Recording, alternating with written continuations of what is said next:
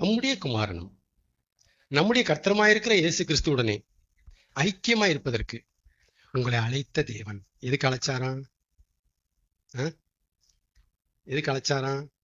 சாப்பாடு போட, ஆசீர்வதிக்க, அப்புறம் 4 ஏக்கர் இடம் வாங்கி தர. எதுக்கு அழைச்சாராம்?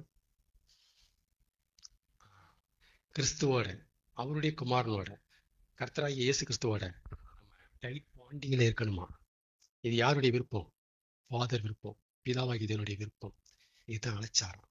இதை பவுலும் அப்படிதான் பேசியிருக்கிறார். அப்ப தேவனோட நம்ம ஐக்கியமா இருக்குங்கிறது புதிய ஏற்பாட்டுல வலியுறுத்தப்பட்ட சத்தியம். ஐக்கியமா இருக்கணும். இருக்குமா? அதான் கேள்வி. இருக்குமா?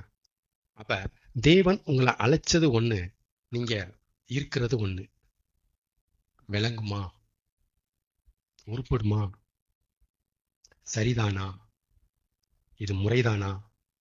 இது நியாயம்தானா? சொல்லுங்க கணம் கோட்டார் அவர்கள். நீங்க நடந்துக்கிறது சரிதானா? எதற்காக உங்களை அழைத்தார்? தேவனோடு ஒரு ஐக்கியத்தை நீங்க ஃபார்ம் பண்ணணும்.